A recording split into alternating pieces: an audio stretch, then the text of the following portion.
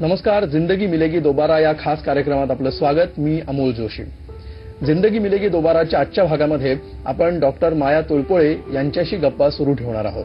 मात्र त्यापूर्वी मागच्या भागात काय झालं हे ज्यांनी पाहिलं नसेल त्यांच्यासाठी मागच्या भागाची ही एक झलक.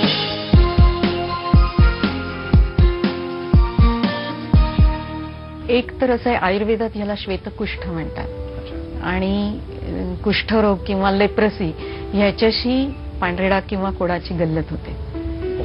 आणि आतापर्यंत कुष्ठरोग हा खूप संसर्गजन्य किंवा खूप हाय सोशल स्टिग्मा असलेला आजार समजायचे आणि म्हणून त्याला हे एक वाईटपणा आला असेल. आणि दुसरी गोष्ट, ते दिसायला वाईट दिसतं. जरी त्यांनी कुठलंही शारीरिक दुर्बलता किंवा कमजोरी येत नसली तरी तुमचं दर्शन किंवा दिसणं बिघडतं आणि म्हणून त्याला लोक एवढे घाबरतात. तुम्हाला माहिती आहे आपल्या देशात दिसणं हे किती महत्वाचं आहे. म्हणजे फेअरनेस प्रॉडक्ट्स नंबर 1 आहेत जाहिराती करण्यात. आपण सावळे आहोत, काळे आहोत म्हणून आम्ही त्या गोरेपणाच्या मागे आहोत. खरं काळा डागही तेवढाच वाईट दिसतो, पण एक पांढरा डाग दिसला की आम्ही त्याचा केवढा बाऊ करतो. म्हणून आमचं एक थीम असंच आहे. तुम्हाला कदाचित माहिती असेल की घोड्याच्या कपाळावर जर पांढरा डाग असेल तर त्याची किंमत लाखो रुपयांनी वाढते. तो खूप लकी समजतात. किंवा आम्हाला हरणाच्या पाठीवरचे पट्टे आवडतात, रंगीबेरंगी फुलपाखरं आवडतात, व्हेरिगेटेड प्लांट्स आवडतात. आपण माणूस पण खरं ह्या सगळ्या इकोसिस्टीमचाच एक भाग आहोत. पण माणसाला एक दुसरा रंग दिसला की आम्ही फार बिचकतो. याचाही पण आपण कुठेतरी विचार करायला पाहिजे.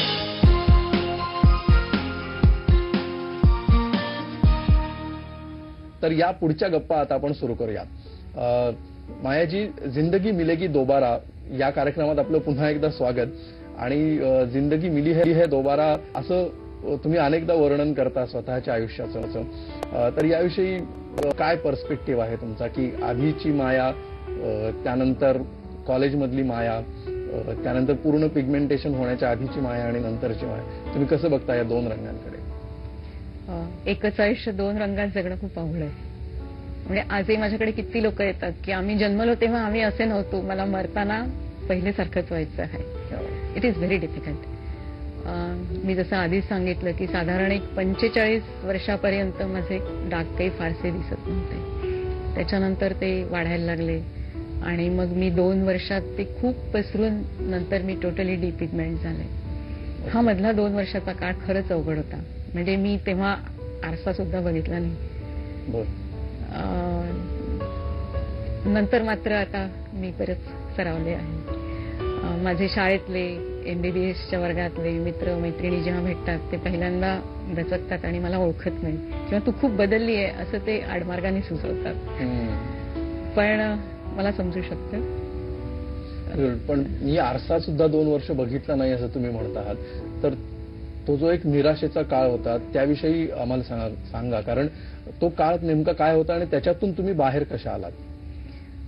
निराशेचाही आणि वैफल्याचाही. म्हणजे मी स्वतः डॉक्टर आहे त्यामुळे मी खूप औषधं घेतली, पण जेव्हा तुमच्या हातात नसतं आणि ते असं पसरतच जातं तेव्हा कुठेतरी अशी पायाखालची वाळू सरकते असं वाटत राहतं की तुम्ही काहीच करू शकत नाही. फक्त बघत राहणं की आज काय इकडे आलं, उद्या काय तिकडे आलं, आज हा कान पांढरा झाला, उद्या तिकडे काहीतरी झालं. दॅट इज खूप अवघड आहे ते सगळं ऍक्सेप्ट करणं की हे काय होतंय आणि ते कशाने थांबणार आहे आणि कुठे थांबणार आहे काही कळत नाही. बिलकुल. पण तुम्ही डॉक्टर होतात आणि ह्याची वैज्ञानिक बाजू तुम्हाला माहिती होती, सायंटिफिक बाजू माहिती होती, किंवा ह्याच्या ज्या काही भ्रामक कल्पना आहेत या सगळ्या तुमच्या डोक्यात नव्हत्या, तरी सुद्धा तुम्हाला त्या निराशेच्या गर्तेतनं प्रवास करावा लागला. तर ह्याच्या मागे काय कारण होती असं तुम्हाला वाटतं? म्हणजे तुम्हाला स्वतःला त्याचा त्रास होण्याची कारण ही आतून जन्माला येत होती की ती बाह्य परिस्थितीतून येत होती? दोन्ही असतं ना. आरशात बघताना हेच आपण होतो का हा पहिला प्रश्न. कारण शेवटी माणूस हा त्याच्या काय त्वचेनेच ओळखला जातो. तो सगळ्यात मोठा अवयव आहे. त्यामुळे शेवटी तुमचं बाह्यदर्शन हे कुठेतरी महत्वाचंच असतं. मग मी स्वतःला समजावत राहिले की मी म्हणजे काही फक्त माझी त्वचा नाहीये. माझा आवाज आहे, मन आहे, बुद्धी आहे, गुण आहेत, माझं सर्जरीचं कौशल्य आहे, हे सगळं आहे. आणि ते जेव्हा कुठे परकोलेट झालं तेव्हा मी हे सगळं जास्त चांगल्या याने ऍक्सेप्ट करू शकले. आणि कुठेतरी मला मग ते गीतेतलं आठवलं की वासांसी जीर्णानि यथा विहाय. तसंच हे काहीतरी असावं की मी म्हणजे काही फक्त माझी त्वचा नाही, माझे बाकीचे पण खूप त्याच्यात भाग आहेत. मग त्याला तुम्ही मन म्हणा, कौशल्य म्हणा, आत्मा म्हणा, काही म्हणा. हा जो एक पर्स्पेक्टिव्ह तयार व्हायला लागतो, तो कसा तयार झाला असं तुम्हाला वाटतं? आल्या प्रसंगाला तोंड द्यायचं आणि त्याच्यातून सुखरूप बाहेर पडायचं हे मी माझ्या आईकडून शिकले. अच्छा. ती कधीही कितीही मोठा प्रसंग येऊ, काही लहान मोठं, घरी 10 पाहुणे येऊ, काहीही असलं तरी ती त्याला हसतमुख आणि चांगल्या ह्यानी तोंड द्यायची. आणि म्हणून मला असं वाटतं की माणसाने नेहमी पाण्यासारखं, नदीसारखं प्रवाही असावं. मध्ये दगड असला तरी ते वळतंय आणि पुढे जातंय. कुठून तरी हे माझ्या मनात बिंबलं होतं. आणि प्रसंग चांगले वाईट सगळ्यांवरच येतात. तुम्ही त्याला तर तोंड देता, ह्याच्यावरून तुम्ही माणूस म्हणून काय आहात हे ठरतं. खरंय. म्हणजे मला ह्याच्यात एक ऍडिशन करायची वाटते की आता प्रेक्षक सुद्धा बघतायत, कोट्यवधी प्रेक्षक. तुमची पर्सनॅलिटी, तुमच्या बोलण्याची स्टाईल, त्याच्यामध्ये असणारी एक मृदुता, तुमच्या कुटुंबियांनी दिलेल्या प्रतिक्रिया. तर एवढा सगळा संघर्ष केल्यानंतर अजून सुद्धा तो गोडवा तुम्ही जपलेला आहे, तो मृदूपणा तुम्ही जपलेला आहे, ती डिसेन्सी सगळ्या तुमच्या बोलण्यातून, पर्सनॅलिटीतून डोकावते. तर हे कसं टिकून राहिलं? कारण अनेकांना ज्यावेळी असे अनुभव येतात त्यावेळी लोक प्रचंड तुसडेपणा लोकांमध्ये येऊ शकतो, किंवा लोक प्रचंड एकलकोंडी होतात, किंवा काहीतरी टोकाचे बदल झालेले आपल्याला लोकांमध्ये बघायला मिळतात सायकोलॉजिकली. तुमच्या बाबतीत हे दिसत नाही, ते तुम्ही टिकवून ठेवलं. हे तुम्ही कसं साध्य केलं? नाही, मलाही हे असं कधीतरी वाटलं होतं. मी टोटली डिपिगमेंट झाल्यावर मी एक थेरपी घेतली आणि त्याच्यानंतर खूप लवकर माझा रंग निघून जायला लागला. म्हणजे साधं अंघोळ करून कपडे पिळले तरी हाताचा रंग निघून जायचा, चष्मा डोळ्यावर ठेवला की तिथला रंग निघून जायचा. मग एका क्षणी वाटलं, अरे मला ज्याने मी डॉक्टर असून अशी ट्रीटमेंट दिली, आता मी त्याच्यावर खटला भरू का, मी काय करू. मी 2 महिने खूप अस्वस्थ होते. पण माझं कदाचित फॅमिली बॅकग्राऊंड असेल, शिकवण असेल, मी ही निगेटिव्ह एनर्जी कुठेतरी पॉझिटिव्ह एनर्जीत कन्व्हर्ट केली. की ठीक आहे, आता जे झालंय ते झालंय, पण बाकीच्यांच्या पेक्षा आपण खूप नशीबवान आहोत अनेक बाबतीत. मग हे नशीब, ही चांगली क्वालिटी ऑफ लाईफ. आज कित्येक लोक असे आहेत की त्यांना मी डॉक्टर आहे म्हणून मला कोड म्हणजे काय हे माहिती आहे, त्यांना हे काहीही माहिती नाही. अनेक बायकांना सासरच्यांनी, त्यांच्या नवऱ्यांनी खूप छळलेलं आहे, घरातून बाहेर काढलेलं आहे. मग मला तशी काही परिस्थिती नाहीये.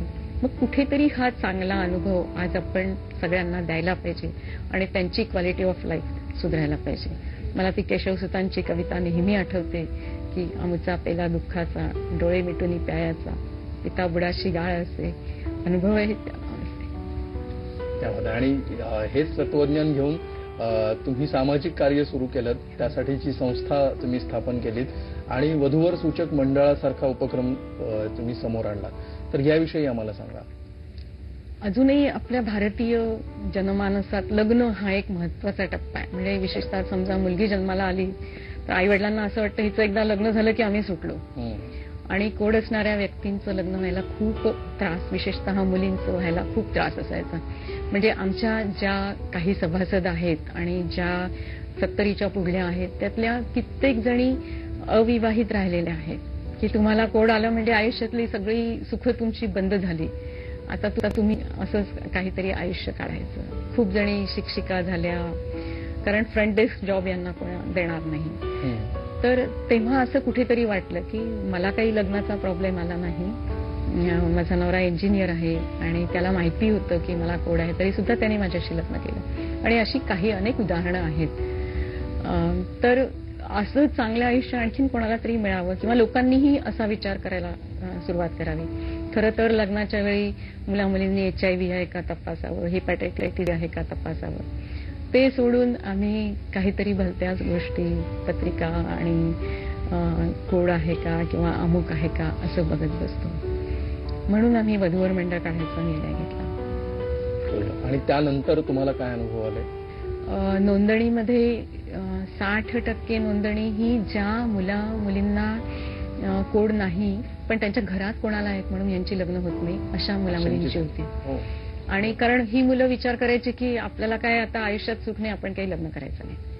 आज परिस्थिती अशी आहे की आमच्याकडे 30-40% नोंदणी ही फक्त ज्यांच्या घरात कोणाला तरी कोड आहे म्हणून आहे आणि उरलेली सगळी मुलामुलींना पांढरे डाग आहेत म्हणून नाही.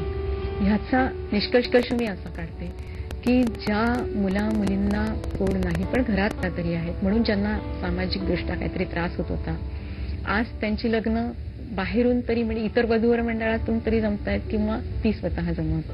असं कुठेतरी खूप बदल आढळतोय किंवा मला तरुण पिढीबद्दल खूप चांगलं सांगावंसं वाटतंय की त्यांचे विचार प्रगल्भ आहेत. आज ग्लोबलायझेशन आहे, त्यांना इंटरनेट सगळं अवेलेबल आहे आणि त्यांची मनं नक्कीच मोठी आहेत. क्या बात आहे, त्यांची मनं मोठी आहेत हा एक आशावादी तुमचा अनुभव आणि निरीक्षण आहे आणि ही खूप चांगली गोष्ट आहे. याविषयीच्या गप्पा आपण अशा सुरू ठेवूया. जिंदगी मिलेगी दोबारा या खास कार्यक्रमात आपण गप्पा मारत आहोत डॉक्टर माया तोळपुळेंशी. मायाजी, ज्यावेळी तुम्ही डॉक्टर झालात आणि ही प्रॅक्टिस सुरू केलीत त्यावेळी अनेक वेगवेगळ्या स्तरातले पेशंट तुमच्याकडे येत असतील, तर एक पांढरे डाग असलेली डॉक्टर म्हणून कोणी तुम्हाला पेशंट तुमच्याकडून पळून गेला किंवा येणं बंद केलं असे काही अनुभव तुम्हाला आले? खरं म्हणजे नाही, आणि त्यांनीच मला खूप उमेद आली. मी जेव्हा माझं स्वतःचं हॉस्पिटल सुरू केलं 87 साली, तेव्हा मला चेहऱ्यावर डाग यायला सुरुवात झाली होती. कंट्रोल्ड होते पण होतेच, आणि नंतर कालांतराने ते वाढायला लागले. मला खूप भीती वाटली की आज माझे सगळे पेशंट पळून जातील. पण मला सांगायला अतिशय आनंद आणि समाजाचा अभिमान वाटतो की माझी प्रॅक्टिस दीडपट दुप्पट वाढली. मला कोणीही म्हणजे एखादी व्यक्ती सोडली तर कोणीही विचारलं नाही की डॉक्टर तुम्हाला हे काय होतंय, आम्ही तुमच्याकडे आलो तर हे आम्हाला होईल का किंवा काय. आणि मला लक्षात आलं की ते माझ्याकडून कशी ट्रीटमेंट मिळते आणि ते कसं बरं होत आहे हाच त्यांचा कन्सर्न आहे. म्हणजे शेवटी दिसण्यापेक्षा गुण असणं हे कुठेतरी जास्त महत्वाचं आहे, ह्याची मला नक्की खात्री पडली. आणि आणखीन एक गंमत म्हणजे रस्त्याने चालताना मी नेहमी खाली बघून चालायचे. मला असं वाटायचं की प्रत्येक जण आपल्याचकडे बघतोय, आपला चेहरा आता असा झालाय. कालांतराने लक्षात आलं की माणसं काय खूप उंच असला, बुटका असला, काळा असला, जाडा असला तरीही बघतातच, आणि समोरच्याच्या नजरेत ते 20-30% असतं, उरलेलं 60-70% हे आपल्या मनात आहे. एकदा हे काढून टाकलं की मग काय आयुष्य चांगलं आहे. इथून पुढच्या काळामध्ये ज्या वेगवेगळ्या थेरपीज असतील किंवा जसं आता तुम्ही वधूवर सूचक मंडळाचं जे उदाहरण सांगितलं, तर असे काय काय कामं तुम्ही सध्या करता आहात की ज्याचा लोकांना प्रत्यक्ष शारीरिक किंवा मानसिक फायदा होतो? श्वेता असोसिएशनचं आमचं थीमच असं आहे की एव्हरीथिंग अंडर वन रूफ, एक होलिस्टिक अप्रोच, की एखाद्या पांढरे डाग असणाऱ्या व्यक्तीला आयुष्यात काय अनुभव किंवा काय गरजा असू शकतात त्या आपण कशा निवारण करू शकू. जसं मी मगाशी म्हटलं की लग्न ही खूप मोठी अडचण आहे. आमच्यातर्फे जवळजवळ 950 पेक्षा जास्त मुलामुलींची लग्न जमलेली आहेत आणि ती सुखात नांदत आहेत, याचा आम्हाला आनंद आहे. तसंच नोकरी सुद्धा काही वेळा मिळायला त्रास होतो, कारण शेवटी दिसणं हे महत्वाचं आहे. रिसेप्शनिस्ट म्हणा किंवा एअर होस्टेस म्हणा किंवा एनिथिंग, फ्रंट डेस्क जॉब ह्या मुलामुलींना मिळणं खूप अवघड जातं. त्याच्या बाबतीत आम्ही नोकरी सहायता केंद्र चालवतो. मग एक कॉस्मेटिक कॅमोफ्लॅज असतं, म्हणजे जसं मेकअप सारखं, चेहऱ्यावरचे काही डाग लपवले किंवा झाकोळले तर कॉन्फिडन्स येतो. जसं एखाद्या पार्टीला जायचंय, लग्नात जायचंय, काही जणांना रोज ऑफिसला जायला सुद्धा नकोसं वाटतं, इंटरव्ह्यूला जायला नकोसं वाटतं. मग तेवढं एक छोटीशी मदत केली तर त्यांचं आयुष्य खूप सुधारतं. आणि मला आणखीन एक गमतीशीर अनुभव सांगायचा. तुम्हाला असं वाटत असेल की मेकअप म्हणजे स्त्रियाच वापरतात, पण कायमस्वरूपी मेकअप वापरणारे आमच्याकडे पुरुष जास्त आहेत स्त्रियांपेक्षा. ह्या सामाजिक कार्यात आनंदाचे जे काही क्षण आहेत त्याच्यातला हा एक क्षण आहे की त्या मेकअप दिल्यावर आम्ही आरसा देऊन त्याला दाखवतो की तू बघ हे काय आहे, आणि तेव्हा त्याला जो पूर्वीसारखा चेहरा दिसतो आणि त्याच्या चेहऱ्यावर जे काय हसू येतं की अरे मी तर तोच आहे आणि मी आता छान दिसतोय किंवा दिसतेय, ते खरंच बघण्यासारखं असतं. म्हणजे कित्येक वेळा मला वाटतं की एखादं वॉटर कलरचं पेंटिंग असावं आणि त्याच्यावर कोणीतरी एखाद्या नाखाळ व्यक्तीने येऊन पाणी सांडावं आणि ते रंग पुसट व्हावेत, आणि हे रंग जर आपण त्या पेंटिंगमध्ये परत भरले आणि ते जर मूळ कसं दिसेल तसं कदाचित हे वाटत असावं. या गप्पा आपण सुरू ठेवूया पुढच्या भागात सुद्धा. जिंदगी मिलेगी दोबारा या खास कार्यक्रमात आपण गप्पा मारत आहोत डॉक्टर माया तोळपुळेंशी. मायाजी, ह्या सगळ्या प्रवासात तुम्ही आत्ताच्या टप्प्यावर आलेला आहात, इथून पुढे तुम्हाला नेमकं काय करायचंय आणि तुमची काय स्वप्न आहे? माझं पहिलं स्वप्न तर होतं की आपण कोड असणाऱ्या व्यक्तींना एका प्लॅटफॉर्मवर आणावं, त्यांचे प्रश्न सोडवावे, तिथे शेअरिंग आणि केअरिंग व्हावं, त्यांना कुठेही डावललं जाऊ नये. मग ते लग्न असो, नोकरी असो, काहीही असो, त्यांना कौटुंबिक आधार मिळावा. ते आता थोडं थोडं टप्प्यात येतंय. दुसरं, ह्याला जो सामाजिक कलंक आहे तो घालवण्यासाठी काम करायचं आणि त्याच्यासाठी ज्यांना कोड नाही आहेत त्यांची मनं बदलणंच जास्त महत्वाचं आहे. म्हणून आम्ही खूप सामाजिक उपक्रम राबवतो. जसं सायकल रॅलीज काढतो, पथनाट्य करतो. नंतर आम्हाला आता रोटरीने एक मशीन दिलेलं आहे, फोटोग्राफी UVA आणि नॅरो बँड UVB मशीन. ते आम्ही सध्या तरी मोफत आणि नंतर अतिशय कमी दरामध्ये ही सगळ्यांना उपलब्ध करून देणार आहोत. हे आमचं एक वाटचाल आहे. पण खरं म्हणाल तर अंतिम ध्येय माझं कोड हे कशामुळे होतं, त्याला काय उपचार असू शकतात, हे कसं संशोधन जास्ती होईल, हेच माझं अंतिम ध्येय आहे. कारण इतकी वर्ष झाली, लोकांना हजारो वर्षापासून माहिती आहे की कोड काय प्रकार आहे, पण अजूनही ते कशामुळे होतं, कधी येईल, बरं होईल का, पुढल्या पिढीत येईल का, याचं अजून तरी ठामपणे कोणीही सांगू शकत नाही. आणि जे ठामपणे सांगू शकत नाही त्याला 100% औषधोपचार असू शकत नाही. आणि ते नसले की मग त्याच्याबद्दलचे गैरसमज आणि लोक ही एक सामाजिक कलंकामुळे काहीतरी अपदिकता त्याच्या मागे त्याला जोडून आपला सारासार विवेक घालवून बसतात, कुठेतरी वैदुबंधूंच्या मागे लागतात, हजारो रुपये खर्च करतात, कित्येक वेळा त्यांचं कौटुंबिक आयुष्य त्यामुळे खराब होतं. तर हे सगळं कुठेतरी थांबलं पाहिजे. आणि त्याच्यासाठी कोड कशामुळे होतं, हे संसर्गजन्य नाही, त्याने तुम्हाला दुसरा कुठलाही शारीरिक त्रास होत नाही, हे सगळं समजायला पाहिजे. तुमचा देवावर विश्वास आहे का? तो आधी नव्हता, नंतर बसला, किंवा याच्या उलट असं काही झालं का? तुम्ही नशीब मानता का? या सगळ्याविषयी तुमची काय मत आहेत? मी नशीब नाही मानत. अच्छा. माझा देवावर विश्वास आहे.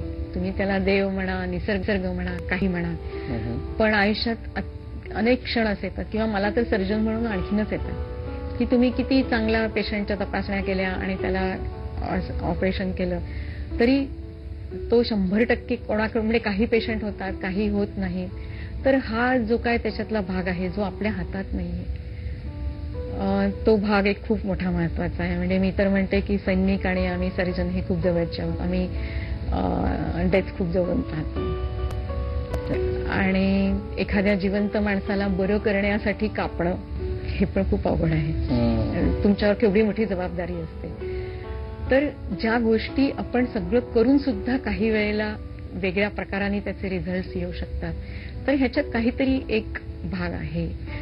तुम्ही त्याला निसर्ग म्हणा, तुम्ही काहीही म्हणा, मी चमत्कार आणि नशीब नाही म्हणणार, पण आहे की जे आपल्या आकलना पलीकडलं आहे. ह्या सगळ्या प्रवासाने आणि विशेषतः पांढऱ्या डागांनी, त्याला कोड हा शब्द आता नवीन नियमानुसार आपण वापरणार नाही आहोत, तर या सगळ्या पांढऱ्या डागांनी काय शिकवलं असं वाटतं? मी खरं म्हणजे खूप एक टॉम्बॉय होते. बर. आणि मला जुळवू आहे, त्यामुळे मी त्याच्याबरोबर खेळायचे, लाईक बॉय. मला असं वाटतं की तुम्हाला जर काय माझ्यात मृदुता वगैरे वाटत असेल तर ती मला ह्या सगळ्या टक्क्या-टोणप्यांनी शिकवलेली आहे. आणि मगाशी जसं मी सांगितलं की त्यांनी हार्शनेस पण येऊ शकतो, पण मी तो समहाव येऊन गेलेला, त्याचं क्रेडिट माझ्या आईकडे आहे. या कार्यक्रमात येणाऱ्या प्रत्येक पाहुण्यांना, त्यातल्या काही पाहुण्यांना आम्ही त्यांच्या हातात आरसा देतो आणि त्या आरशात बघून तुम्हाला स्वतःशीच काय बोलायचं वाटतं हे तुम्ही बोलायचं. त्यासाठी हा आरसा.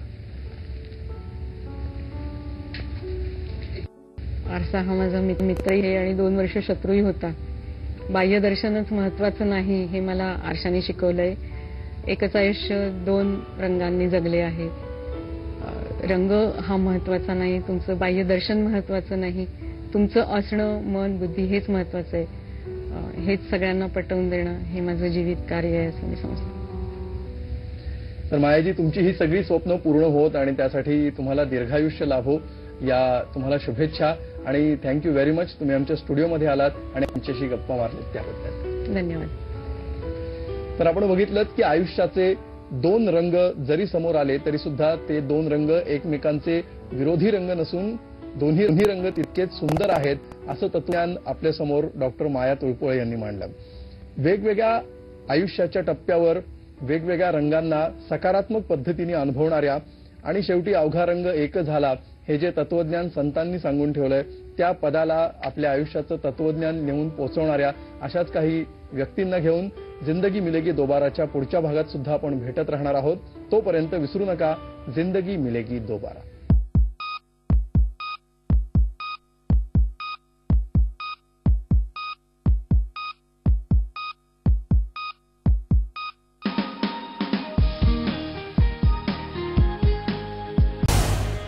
झी 24 तास रहा एक पाऊल पुढे.